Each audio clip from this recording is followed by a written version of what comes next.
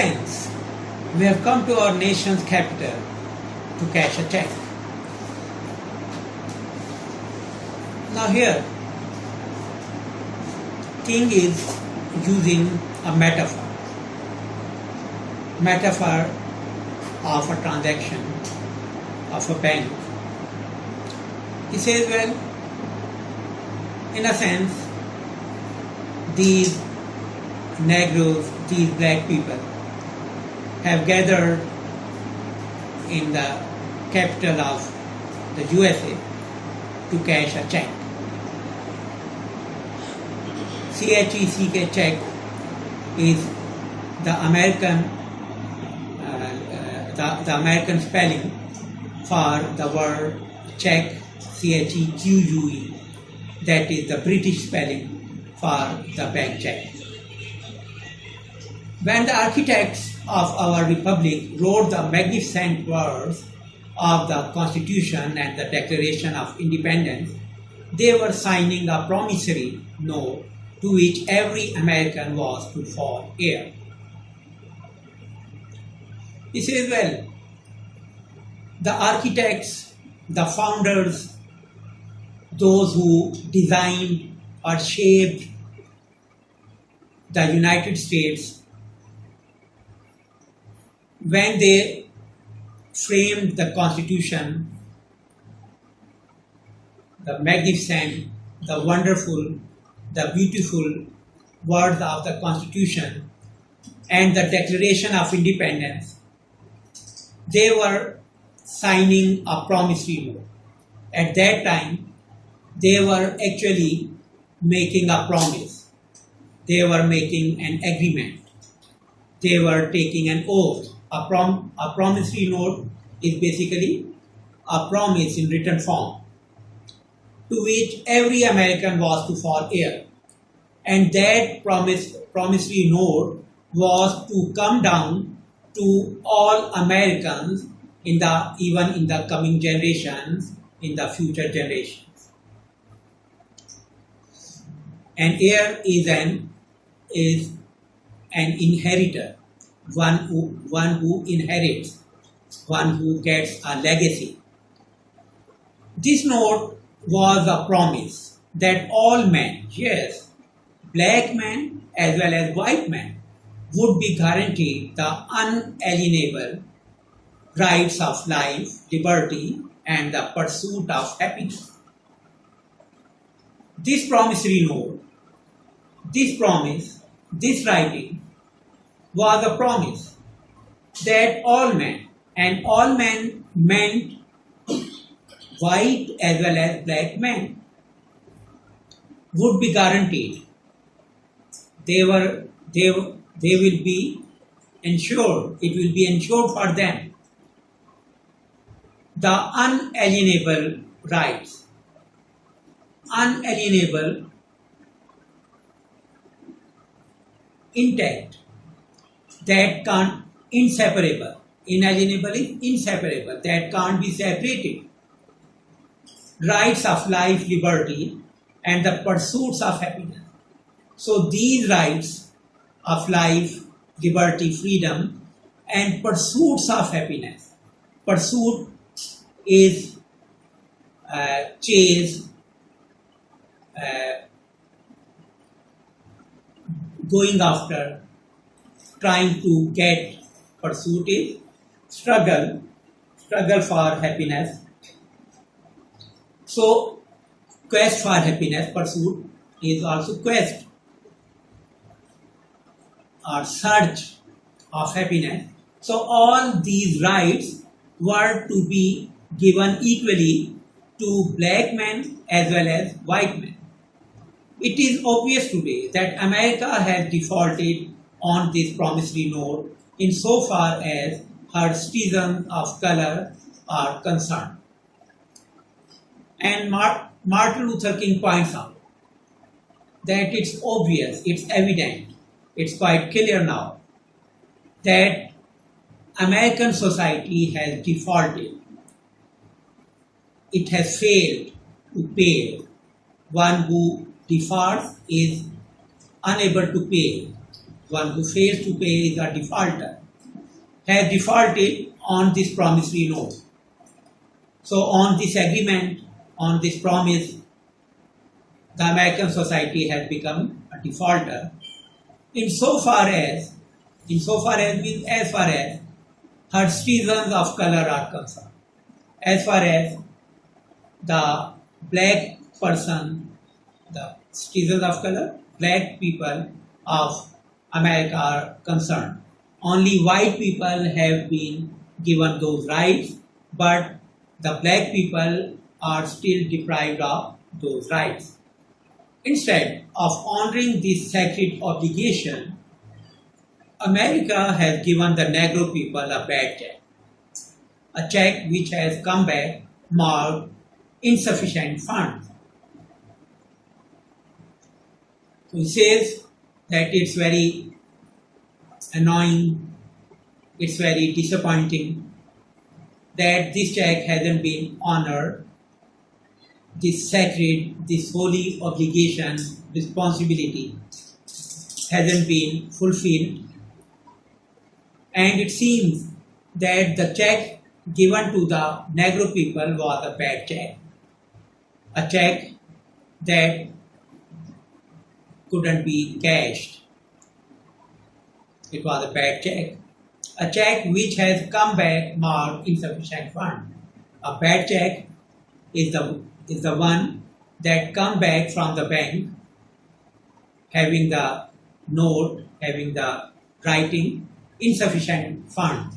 That funds are low. There isn't sufficient amount in the account.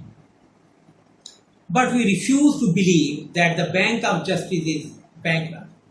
But he says no. It can't be believed that the Bank of Justice is bankrupt.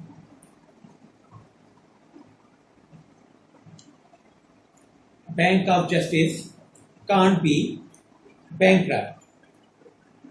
There must be sufficient amount, sufficient funds in that bank because it is Bank of Justice and it can't become bankrupt. We refuse to believe that there are insufficient funds in the great wars of opportunity of this nation. He says no. It is unbelievable that the great wars, the word wars is used for coffers, for treasury, for treasure house. So it's unbelievable that the nation's funds, the nation's coffers of opportunity have insufficient funds.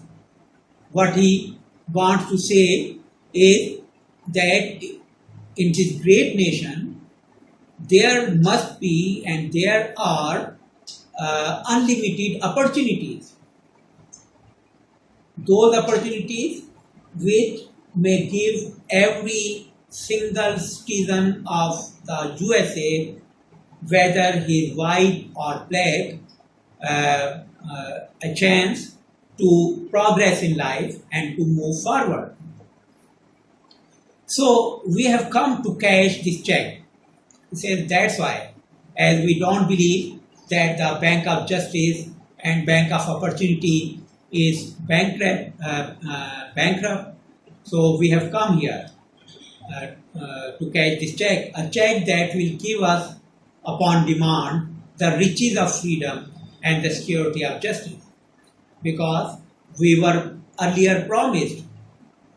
Now we have come to the capital of the nation to get that promise cashed, the riches of freedom, the treasure of freedom, the wealth of freedom and security of justice, that is our right, must be now given to us. We have also come to this hallowed spot to remind America of the fierce urgency of now. He says that we have come to this sacred place, this holy place, hallowed spot. He is pointing to the spot where he is standing. under the shadow of Abraham Lincoln, the founder of the modern USA. We have also come to this hallowed spot to remind America of the fierce urgency. Urgency is an emergency condition, a condition that needs urgent attention. Fierce is aggressive. Fierce is very intensive. Urgency of now, of today, of this moment. This is no time to engage in the luxury of cooling off or to take the tranquilizing drug of gradually. He says no. Now the time has passed, a lot of time has passed. Now it's no time to engage, to keep busy in the luxury of cooling off, in the happy state of cooling off. Okay, now at this moment, the emotions, the sentiments of the black people are very high. Okay, just wait for some time and they will cool down. No, they are not going to calm down in that way, or to take the tranquilizing drug of gradualism. Similarly, it is no time for gradualism now, for taking step one by one, because already 1 century has elapsed, 1 century has gone, and now whatever is to be done is to be done immediately and in full, without gradualism, because the tranquilizing drug, a tranquilizer is a drug that is used to calm down our nerves. So he says no, these sleeping drugs, these tranquilizing drugs won't work. Now is the time for the authorities to come forward and fulfill the promises that they made, their elders made in the past. Now is the time to make real the promises of democracy. Yes, democracy means participation of all, and all means even black people. So now the real promises of democracy are now to be fulfilled. Now is the time to rise from the dark and desolate valley of segregation to the sunlit path of racial justice. Well, racial injustice has been in vogue, in practice for a very long time now. Injustice on the basis of race, on the basis of color, on the basis of family background. But now that must come to an end. Now this dark and desolate valley of segregation. Desolate is deserted, segregated, valley of segregation. Now the black people were left in a valley of segregation where they were deserted, where they were left alone. Now he demands to bring them to the sunlit path of racial justice, to bring them on the path of racial justice. Now is the time to lift our nation from the quicksand of racial injustice to the solid rock of brotherhood. Again, he uses a metaphor. He says that this racial injustice is like quicksand. A quicksand is a spot, especially in deserts, where people may sink, or things may sink, because the sand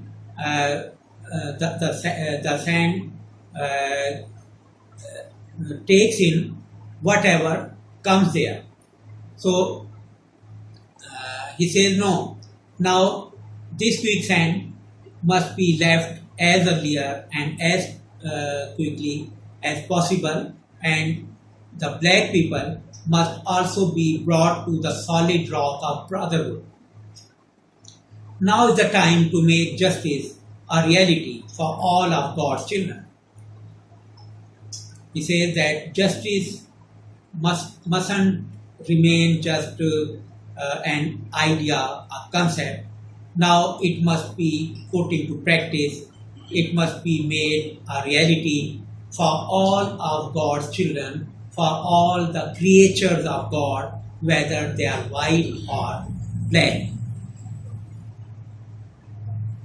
It would be fatal for the nation to overlook the urgency of the moment. He says that it will be deadly, it will be very dangerous for the nation to overlook, to ignore the urgency, the emergency of this moment.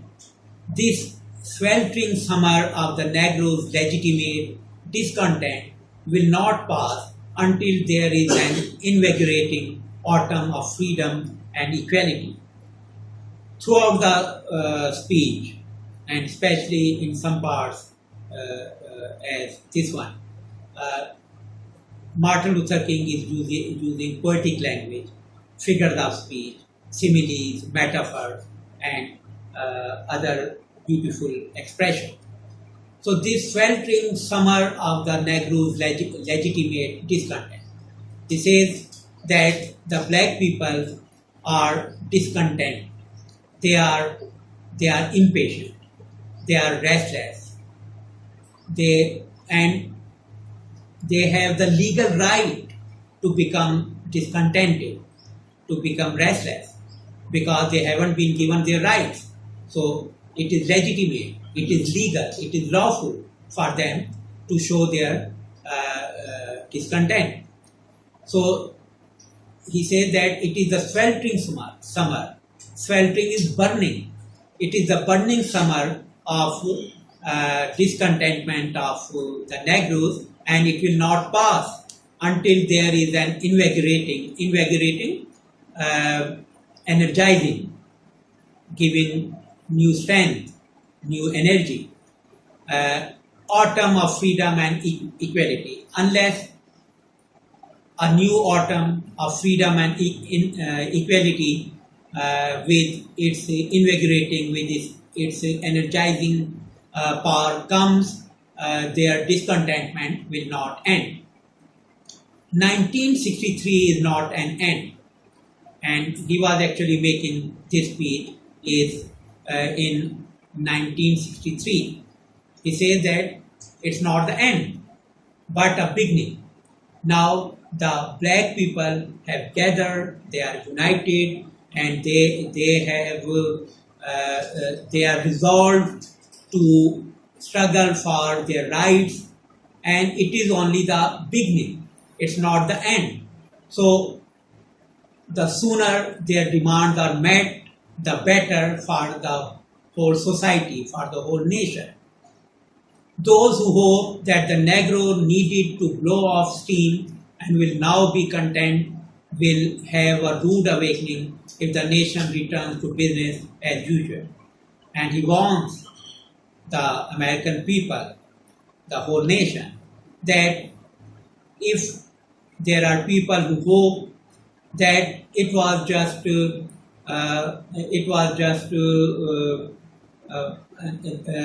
just a blowing of steam, it was just an expression of their restlessness, their sentiments, and it was just limited to that day, confined to that day, will now be will have a rude awake. So they will have to awake. They will have to come back to their senses, and very rude, very stubborn, very disturbing. Rude here means disturbing. They will have a very disturbing awakening if they don't pay attention, if they don't pay heed to these demands today, and the nation returns to the business as usual. If the people go back to their usual work, to their routines, without standing by these people, without raising voice for these people, they will have a very disturbing morning someday, when there will be disturbance for all the people of America. There will be neither rest nor tranquility in America until the Negro is granted his citizenship rights.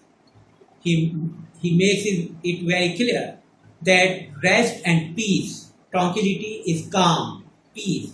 Rest and peace in the American society will be impossible until the Negro people, the black people are offered, are granted, are given their citizenship rights.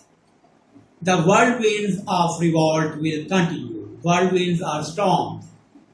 These storms of revolt, revolution, of rebellion, revolt is rebellion, will continue to shake the foundations of our nation until the bright day of justice emerges.